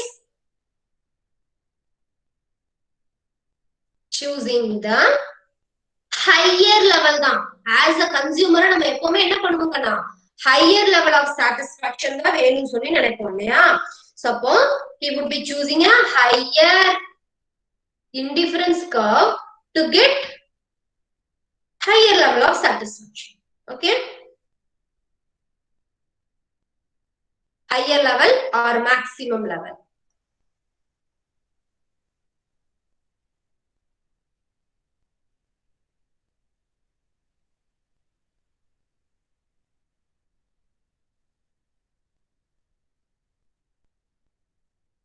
okay, so அப்போ இன்டிஃபரன்ஸ் மேப்ல இருந்து என்ன தெரியுது? எதுக்காக இன்டிஃபரன்ஸ் கர்வ் வந்து நமக்கு இன்டிஃபரன்ஸ் கர்வ் எதுக்காகனா ஒரு ப்ராடக்ட்ல இருந்து ஈக்குவல் டிஃபரெண்ட் காம்பினேஷன்ஸ்ல இருந்து நமக்கு ஈக்குவல் லெவல் ஆஃப் சாட்டிஸ்பாக்சன் கிடைக்குதான்னு பாக்குறதுக்கு. இன்டிஃபரன்ஸ் மேப் எதுன்னா ஈக்குவல் லெவல் ஆஃப் சாட்டிஸ்பாக்சன்லயும் எது நமக்கு மேக்ஸிமம் சாட்டிஸ்பாக்சன் கொடுக்குது, ஹையர் சாட்டிஸ்பாக்சன் கொடுக்குது. ஓகே, சோ அதை சூஸ் பண்றதுக்காக தான் நமக்கு வந்தது இந்த indifference map. Okay, so this is your indifference map. This is indifference curve 1, this is indifference curve 2. So இந்த மாதிரி எவ்வளவு கர்வ்ஸ் வேணா போலாம். This is indifference curve 3. So this is indifference map. okay, higher curve higher level of satisfaction, lower curve lower level of satisfaction. yeah, and here good x and here good y. okay, yeah. so next the சொன்ன இல்லையா marginal rate of substitution அப்படின்னா என்னன்னு?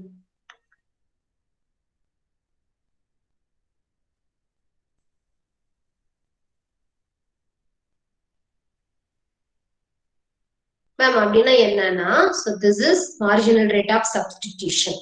so MRS stands for marginal rate of substitution. MRS is the rate of at which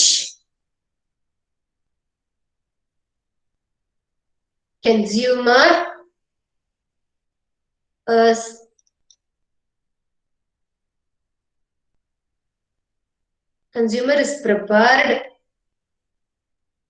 to exchange good x. good x இங்க எதுப்பா நமக்கு? நம்மளோட எக்ஸாம்பிள்ல ஃபுட்டா? good x and good y. good y என்னடா?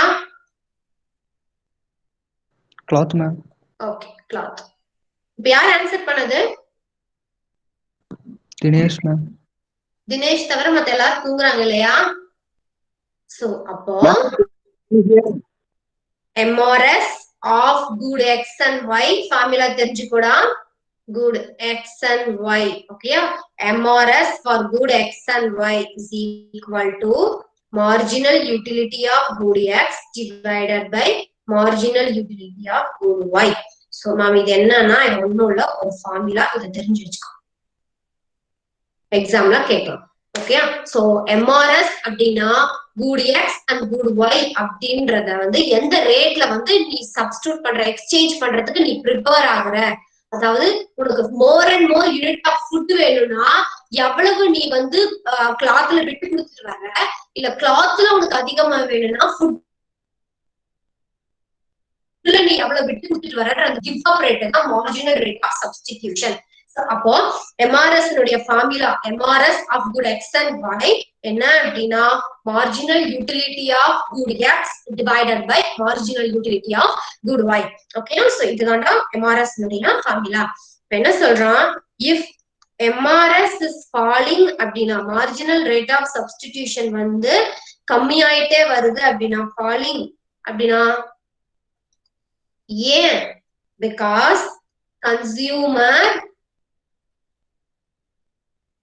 has more and more units of good X and he is prepared to give up less and less units of good y, அதாவது cloth. Okay, so MRS வந்து எப்பவுமே decline ஆகிக்கிட்டு தான் வரும். ஏன் அப்படின்னா is ready to give up less and less units of good y instead of good x. Okay, so this is indifference schedule, indifference map. This is your indifference map, IZ1, IZ2, IZ3. This is your marginal rate of substitution. Okay, இதுல பாரு,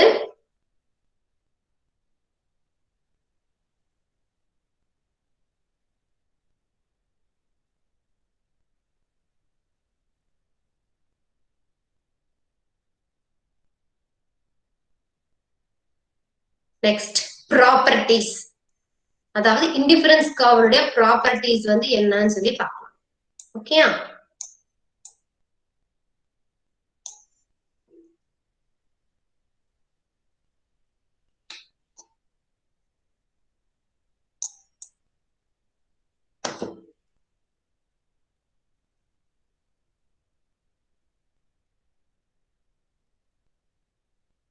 properties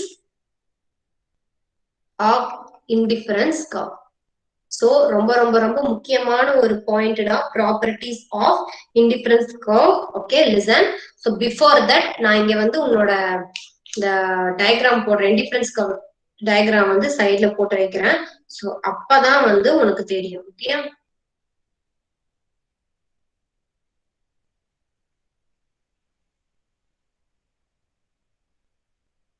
so properties, first property வந்து என்ன அப்படின்னா indifference curve slopes downward.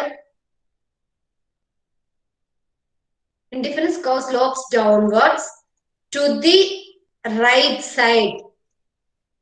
Slopes downwards to the right side. As like our demand curve மாதிரி indifference curve எந்த பக்கம் downward ஆயிருக்குடா, slopes downward not upward கண்ணா. So downward to the right side. So this is our right side and this is your left side இல்லையா. So அப்ப slopes down to the right side. So அப்ப first property உனக்கு okay ஆயிடுச்சா. Second property, indifference curve always convex to the origin. Origin இதுடா, இதுதான் origin. இந்த indifference curve எப்பவுமே all indifference கர்வுமே கான்வெக்ஸா தான் இருக்கும், அதாவது குவிஞ்சுதான் இருக்கும். ஓகேயா, குழிஞ்சு இருக்காது. கான்வெக்ஸ் அப்படின்னா இது வந்து உன்னோட ஆரிஜின் அப்படின்னா இப்படி இருக்கிறதுக்கு பேரு கான்வெக்ஸ். இது உன்னோட ஆரிஜின் அப்படின்னா இப்படி இருந்தா அது கான்கேவ். ஓகேயா, அப்போ ஆல்வேஸ் இன்டிஃபரன்ஸ் கர்வ் வந்து இந்த ஆரிஜினை நோக்கி கான்வெக்ஸா தான் இருக்கும். ஏன் அப்படின்னா இந்த கான்வெக்ஸ் இம்ப்ளைஸ் என்னது, டிஃப்ரெண்ட் காம்பினேஷன்ஸ்ல கன்சியூமர் வந்து ஈக்குவல் சாட்டிஸ்பாக்சன்ல இருக்கிறான்றத சொல்றதுனாலதான் இந்த என்னது இந்த convex shape. Suppose if the indifference curve is concave to the origin அப்படின்னா அந்த காம்பினேஷன் வந்து ஈக்குவல் சாட்டிஸ்பாக்சன் கொடுக்கல அப்படின்னு சொல்லி அர்த்தம். So convex to the origin எக்ஸாம்ல கேட்பான். ஓகேயா, next indifference curve can never intersect each other. பாரு ரெண்டு இன்டிஃபரன்ஸ் கர்வ் இருக்கு. இந்த ரெண்டு இன்டிஃபரன்ஸ் கர்வ் எப்பவுமே வந்து ஒன்னோட ஒண்ணு இப்படி வெட்டிக்காது. டூ இன்டிஃபரன்ஸ் கர்வ் ஒன் இப்படி வந்து இன்டர்செக்ட் பண்ணிக்காது. ஒன்னோட ஒண்ணு ஒட்டாம தள்ளிதான் போகும்னு சொல்றோம். So indifference curve can never intersect each other. ஒன்னோட ஒண்ணு எப்பவுமே வெட்டிக்காது. ஓகேயா? The next higher indifference curve denotes higher level of satisfaction.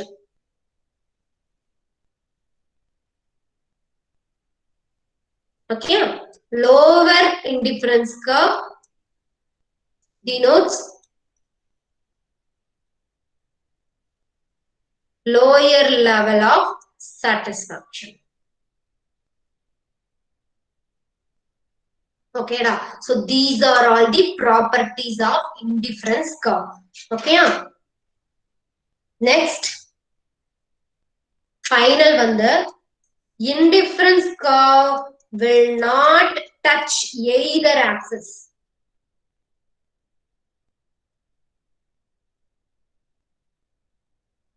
அதாவது indifference curve இருக்கு அப்படின்னா என்னது x axis-ஐயும் டச் பண்ணாது, y axis-ஐயும் டச் பண்ணி வராது, axis-ஐ டச் பண்ணாம இப்படிதான் வருமே தவிர இப்படி டச் பண்ணி வராது.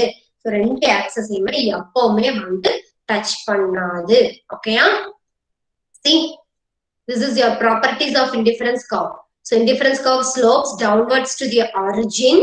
Next, are always convex to the origin. Okay. Suppose concave இருந்தா என்ன ஆகும் நீங்க கொடுத்திருக்கோம். Okay, நான் சொன்னதுதான். Right? So in the convex shape னுடைய reason என்னன்னா diminishing marginal rate of substitution. Okay. So this convex shape னுடைய indifference curve னுடைய convex shape-க்கான reason வந்து என்னன்னு பாத்தீங்கன்னா diminishing marginal rate of substitution. எழுதி வச்சுக்கோ, எக்ஸாம்ல கேட்பான். ஓகேயா? Suppose two goods வந்து perfect substitutes இருந்தாங்கன்னா அவங்களோட indifference curve வந்து straight line on which MRS is constant. ஓகேயா? அப்போ indifference curve வந்து suppose two goods வந்து perfect substitutes இருக்காங்கன்னா அது வந்து straight line-ஆ தான் இருக்கும் because marginal rate of substitution வந்து constant-ஆ இருக்கும். And when two goods are perfect complementary, twin and printer and cartridge அந்த மாதிரி complementary good அப்படின்னா so indifference curve will consist of two straight lines with right angle bent. Okay, so ரெண்டு straight lines-ஆ இருக்கும், L shape-ல இருக்கும் if two goods are perfect complementary-ஆ இருந்தா, which is convex to the origin, or in other words it will be L shaped. Okay, so in the point எழுதி வச்சுக்கோடா, take notes.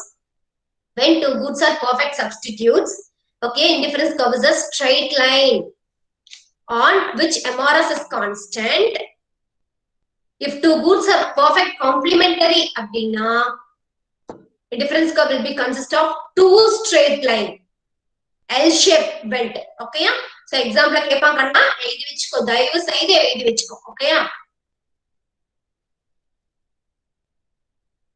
so intersect பண்றது. So இப்ப ரெண்டு கர்வுமே intersect பண்ணிருச்சுன்னா என்ன அர்த்தம்னா higher level lower level ரெண்டுமே ஒண்ணுதான் இருக்கும். higher lower level பிரிக்கிறதுக்கு ஒண்ணு இல்ல, ரெண்டு கர்வ்லயுமே வந்து equal level of satisfaction. அதாவது என்ன சொல்றது, ஹையர் கிடையாது லோயர் கிடையாது, ரெண்டுமே ஒண்ணுதான் அவங்களுக்கு அப்படின்ற மாதிரி. So this is not possible in case of indifference map. Okay, so அதுதான். Next வந்து higher indifference curve and lower இது next it will not touch either axis. Okay, because ஏதாவது ஒரு ஆக்சிஸ் டச் பண்ணிச்சுன்னா good x may be 0-வா இருக்கும், இல்ல good y may be 0-வா இருக்கும். அப்படி நம்ம எடுத்துக்க முடியாது. அட்லீஸ்ட் ஒரு யூனிட்டாவது நம்ம கன்சியூம் பண்ணணும். ஒரு பனானா 5 பிஸ்கட்டாவது இருக்கணுமே தவிர பனானாவே வேணாம், பனானா 0 பிஸ்கட் மட்டும் நான் ஃபுல்லா எடுத்துக்கிறேன் அப்படின்னா இந்த இடத்துல காம்பினேஷன்ஸ் ஆஃப் டூ கூட்ஸ் கண்ணா, அதனால கண்டிப்பா எதனாவது ஒரு கூட்ஸ் வந்து இருக்கணும், 0-வா ஆகக்கூடாது. ஆக்சிஸ் டச் பண்ணிச்சுன்னா it becomes 0. Okay, so அதனால it will not touch either axis. Okay, okay. So within this, your indifference curve and indifference map comes to an end. we'll move to budget line, and with this budget line your chapter 2 is fully gets over. Okay, so after that I'll give you 10 or 15 minutes break. So after that rejoin, we will move to chapter 3. Okay, so budget line romba easy da, so சட்டுனு முடிஞ்சிடும், போயிடுங்க. Okay, next budget line.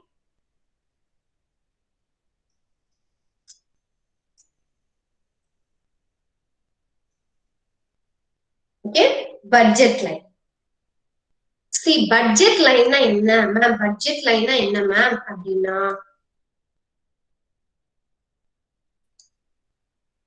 Colour change பண்ணி பார்க்கலாமாடா? Yes, ma'am. Okay, budget line.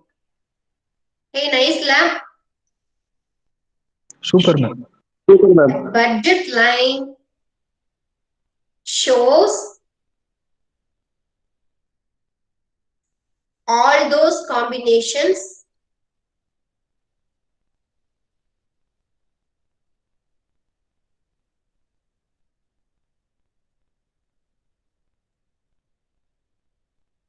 to goods which the consumer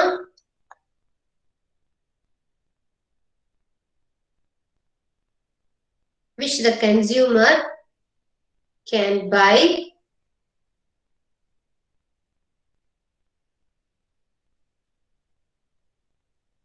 spending is given money income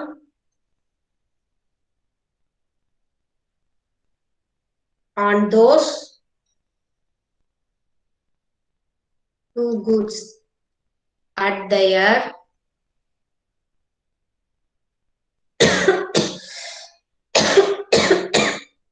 excuse me,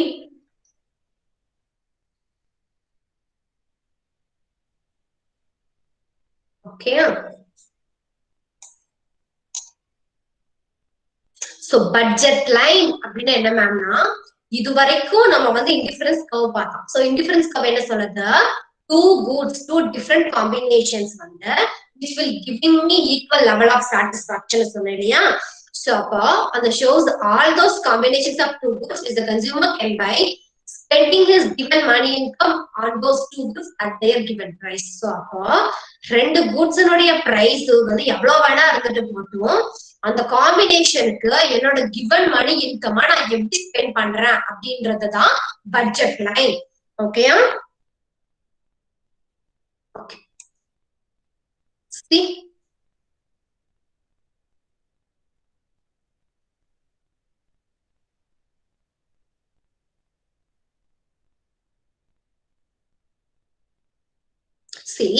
அப்ப budget line என்ன சொல்றாங்கன்னா, a higher indifference curve shows a higher level of satisfaction than a lower one.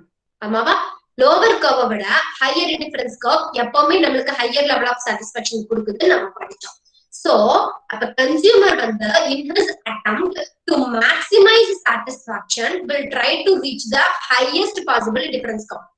அப்ப நம்ம என்ன பண்ணுவோம், as a rational consumer, என்னோட சாட்டிஸ்பாக்சனை நான் maximum பண்ணணும் அப்படின்னா, அதிகமான சாட்டிஸ்பாக்சன் கிடைக்கணும்னா ஹையர் இண்டிஃபரன்ஸ் கர்வ் தான் நான் டச் பண்ணணும்னு நினைப்பேன். ஓகேயா? சோ அப்போ in this caseல so to buying more and more of goods வந்து more and more of satisfaction. அதிகமான goods நான் purchase பண்றேன்னா it will give me more and more of satisfaction அர்த்தம். So இந்த கான்செப்டுக்கு to attain maximum level of satisfaction நான் ரெண்டு condition கீழ நான் வர்க் பண்ணி ஆகணும். ஒன்னு, அந்த more and more of goods நான் purchase பண்றேன் to get more and more of satisfaction. For that I have to pay the price.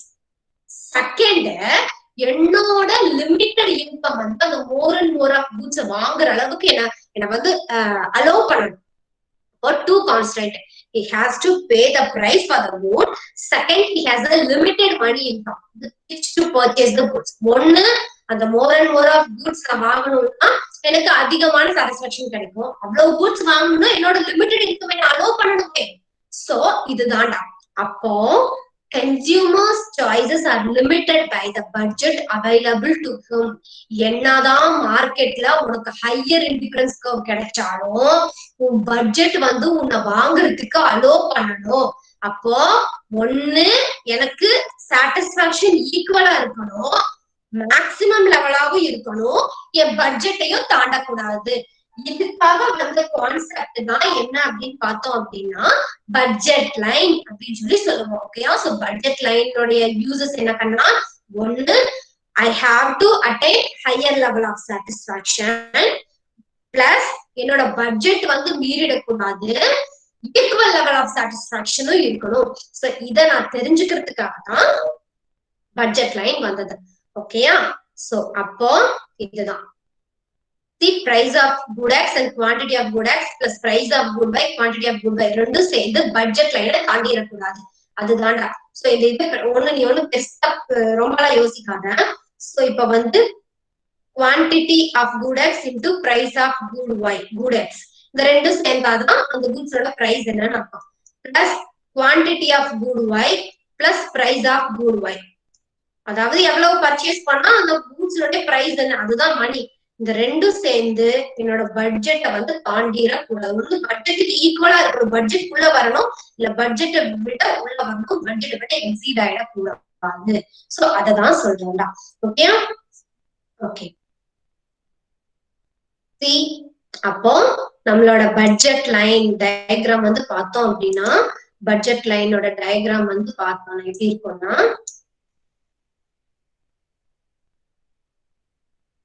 so budget line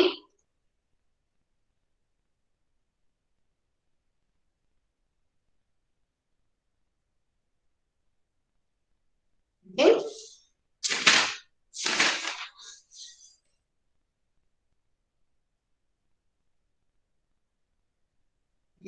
இது வந்து good X தான், always good X. இது வந்து good Y. ஓகேயா? See, this is our price line. இந்த line வந்து என்ன line பாத்தீங்கன்னா price line. ஓகேயா? ஒண்ணு என்ன அப்படின்னா 2 பாயிண்ட் இருக்குன்னு வச்சுக்கோ, இங்க ஒரு பாயிண்ட் இருக்கு, இங்க ஒரு பாயிண்ட் இருக்கு. இது வந்து உன்னோட பட்ஜெட் லைன், இதுதான் உன்னோட பட்ஜெட். ஓகேயா? ஒண்ணு இந்த அளவு நீ வந்து பர்ச்சேஸ் பண்ணு, பட் இது உன்னால பண்ண முடியாது, ஏன்னா பட்ஜெட்டை விட எக்ஸீட் ஆயிருக்கு. அப்ப பட்ஜெட் லைனுடைய அனதர் நேம் பாத்தீங்கன்னா price line or price ratio line. Price line or price ratio line or budget line. மூணு நேம் இருக்கு. அறிவாளிங்களா தெரிஞ்சு வச்சுக்கோங்க, மேதாவிங்களாட்ட உட்கார்ந்துட்டு இருக்காதீங்க, எக்ஸாம்ல கேட்டானா முடிச்சுட்டு போறோம். ஓகேடா? சோ அப்போ இங்க என்ன சொல்றான், இந்த ஸ்லோப் இருக்குல்லையா, இந்த பிரைஸ் லைனுடைய ஸ்லோப் வந்து is equal to the price ratio of two goods. இந்த ரெண்டு கூட்ஸுடைய பிரைஸ் ரேஷியோவுக்கு இந்த ஸ்லோப் வந்து ஈக்குவல்னு சொல்றான். சோ அப்போ எழுதிக்கோ, the price, the slope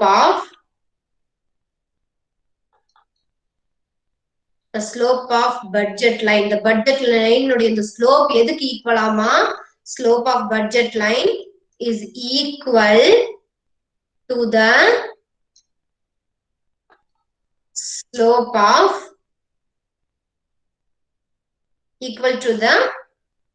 sorry da,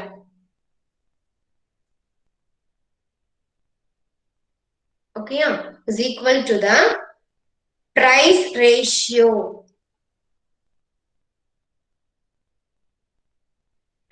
ratio of two goods.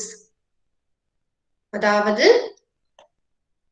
price of X divided by price of Y இதுக்கு equal சொல்றான். இந்த budget லைனோட slope வந்து இதுக்கு ஈக்குவல் அப்படின்னு சொல்லி சொல்றான். ஓகே, சோ இதையும் தெரிஞ்சு வச்சுக்கோ. டேய் ஒண்ணுமே இல்லடா, பட்ஜெட் லைன்னா என்னன்னா, சி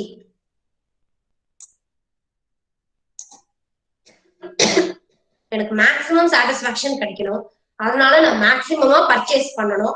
மேக்ஸிமமா பர்ச்சேஸ் பண்ணா என் கையில காசு இருக்கணும், என் பட்ஜெட்டுக்குள்ள நான் பண்ணணும்.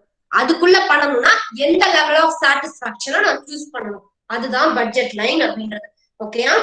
சோ அப்போ take your PDF. Budget line. Okay. So budget constant can be explained by the budget line or a price line. In simple words, a budget line shows all those combinations of two goods which a consumer can buy, spending his given money income on the two goods at their given prices. Okay. So all those combinations which are within the reach of the consumer will lie on the budget line. அதாவது எனக்கு கையில இருக்கிற மணிக்குள்ள என்னால வாங்க முடியும் அப்படின்னா அது எல்லாமே இந்த பிரைஸ் லைனுக்குள்ளதான் விழுகும், இல்ல பிரைஸ் லைன் மேல விழுகும் அப்படின்னு சொல்லி சொல்றாங்கடா. ஓகேயா? அப்ப என்ன சொல்றான், it should be noted that any point outside the given price line will beyond the reach of the consumer. Okay, அப்போ அந்த பிரைஸ் லைனுக்கு அப்புறம் இருக்கிற பாயிண்ட், அதாவது this is our price line, இதுக்கு அப்புறம் இருக்கிற இந்த ஹெச்ன்ற பாயிண்ட் எல்லாம் என்னோட ரீச்க்கு பியாண்ட்ல இருக்கு. சோ இதுக்குள்ள இருக்கிற எந்த லெவல் ஆஃப் சாட்டிஸ்பாக்சன் வேணா நான் வந்து என்னோட கிவன் இன்கம் ஸ்பெண்ட் பண்ணிக்கலாம். ஓகேயா? அப்படின்னு சொல்லி சொல்றாங்க. So at last consumer equilibrium final வந்தாச்சுடா. Okay,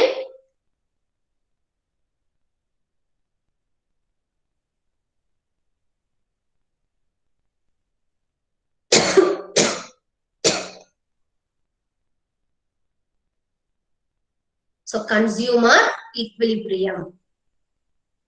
Okay. Okay.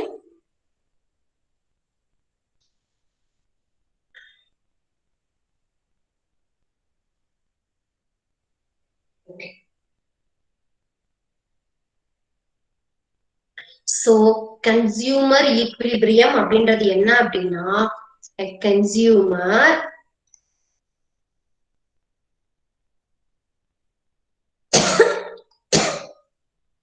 excuse me, a consumer is in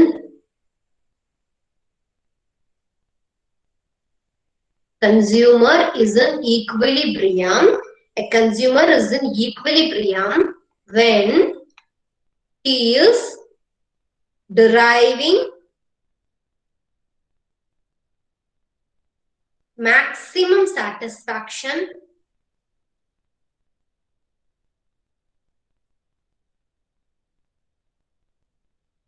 will be in equilibrium. Consumer will be in equilibrium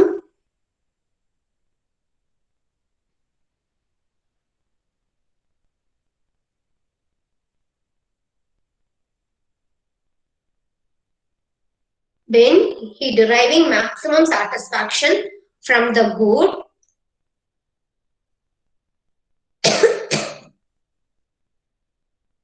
and therefore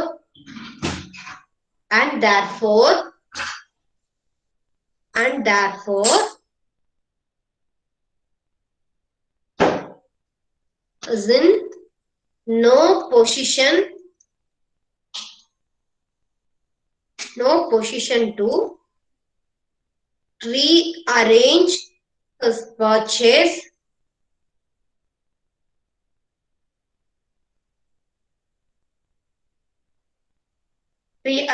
purchase of the good. Okay, so consumer equilibrium அப்படின்னா when is in equilibrium அப்படின்னா அவனோட goods வந்து rearrange பண்றதுக்கு வழி இல்ல. So but ஆனா he is maximum satisfaction from the good and therefore he is in no position to rearrange his purchase of goods. அவன் கையில இருக்கிற லிமிட்டட் இன்கம்ல சோ இந்த காம்பினேஷன்ல வாங்கிட்டான், இதுக்கு விட வேற காம்பினேஷன்ல வாங்க முடியாது. ஒண்ணு வாங்கினா அவன் பட்ஜெட் அலோவ் பண்ணாது, இல்ல அப்படின்னா அவனுக்கு லோயர் லெவல் ஆஃப் சாட்டிஸ்பாக்சன் கிடைக்கும். ஓகேயா? So this is called consumer equilibrium டா. ஓகேயா? இந்த கன்சியூமர் ஈக்விலிபிரியம் அப்படின்றது வந்து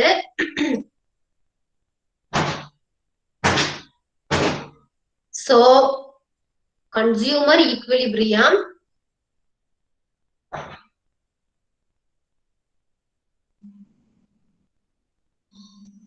can be explained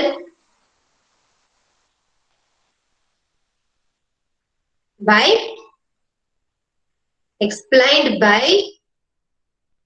the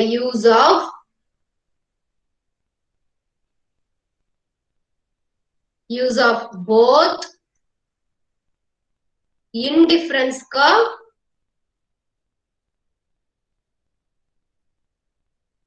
and budget line. இந்த ரெண்டுனுடைய combination indifference curve budget line இந்த ரெண்டுனுடைய காம்பினேஷன் தான்டா கன்சியூமர் ஈக்விலிபிரியம். சோ ரொம்ப ரொம்ப ரொம்ப ஈஸிடா. கன்சியூமர் ஈக்விலிபிரியம்னா நான் உனக்கு வேர்ட்ஸ்ல சொல்றதை விட நான் டயக்ராம்ல சொல்லிடுறேன். ஓகேயா?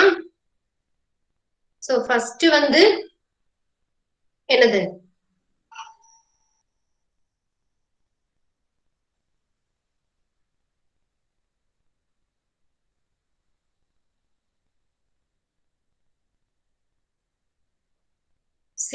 இது வந்து நம்மளோட இன்டிஃபரன்ஸ் கர்வ். ஓகேயா?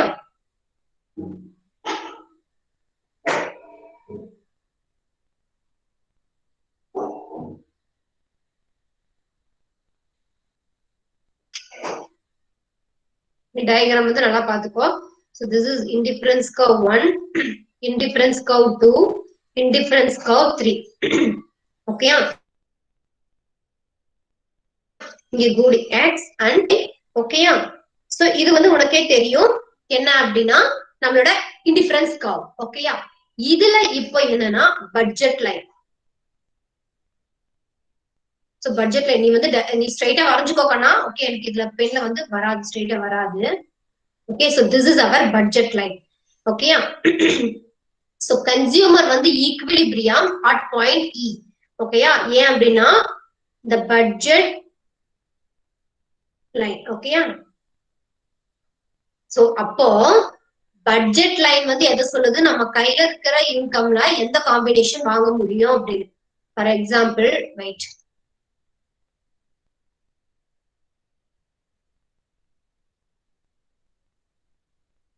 இது உன்னோட பட்ஜெட் லைன் வச்சுக்கோ. ஓகேயா? This is your budget line. இது வந்து என்னன்னா நம்மளோட இன்டிஃபரன்ஸ் கர்வ்.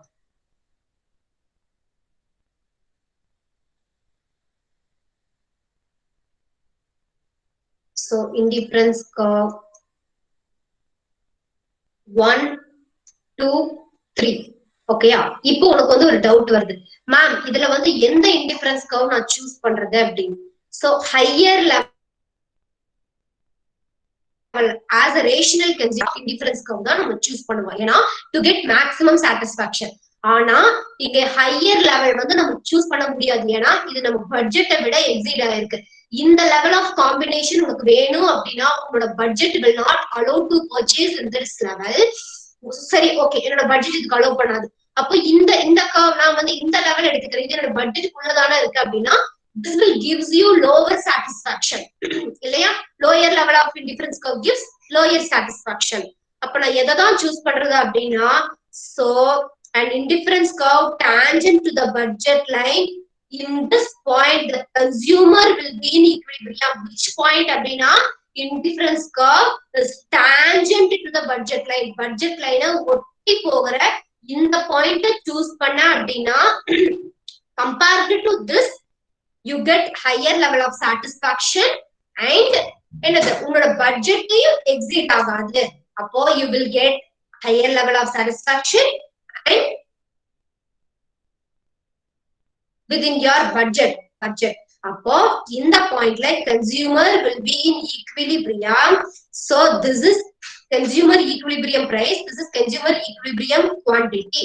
அப்போ இந்த கர்வை நீ சூஸ் பண்ணு. இதுக்குதான் நம்ம என்ன யூஸ் பண்றோம் அப்படின்னா கன்சியூமர் ஈக்விலிபிரியம் யூஸ் பண்றோம். சோ இன்டிஃபரன்ஸ் மேப் வந்து எந்த காம்பினேஷன் வேணா நம்ம சூஸ் பண்ணிட முடியாது. Higher indifference curve higher level of satisfaction தான். ஹையர் லெவல் ஆஃப் சாட்டிஸ்ஃபேக்ஷன் நமக்கு வேணும்னா ஹையரா பர்ச்சேஸ் பண்ணணும். அவ்வளவு பர்ச்சேஸ் பண்ணணும்னா நம்ம பட்ஜெட் லைன் நம்மள அலோவ் பண்ணணும். சோ அதுக்காக தான்டா. சோ அதோட ஹெல்ப் தான் வந்து என்ன அப்படின்னா இந்த இன்டிஃபரன்ஸ் கர்வ்னுடைய. சோ ஃபைனல் நோட்ஸ் மட்டும் எழுதிக்கணும்னா போயிடலாம். Okay, the consumer attains equilibrium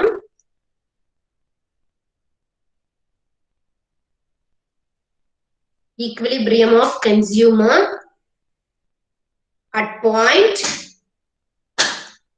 at the point where budget line டேய் அக்கா டவுட் இருக்கா புரியலனா கேளு again explain பண்றேன் budget line is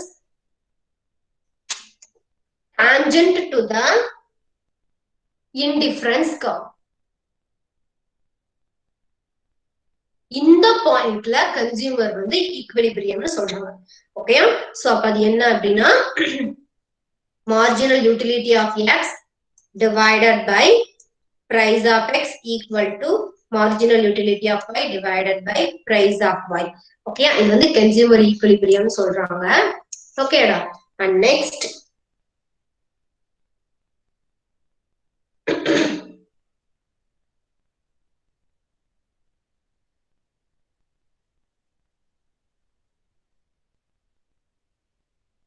so upon the slope of wait at last consumer price line the slope of budget line indicates the price ratio between those goods னு சொன்னேன் இல்லையா அதாவது slope of budget line வந்து indicates price ratio between two goods அதாவது price of x divided by price of y சொன்னலையா so இது எல்லாம் சேர்ந்து at last consumer equilibrium ஓட ஃபார்முலா பார்த்தனா at consumer will be in equilibrium at point consumer equilibrium at point எதுல அப்படினா e sorry or q and that e னே போட்டுக்கோ okay at point e so equal to marginal rate of substitution of good x and y okay equal to marginal utility of x divided by marginal utility of y equal to price of x divided by price of y so this will be the final formula for consumer equilibrium okay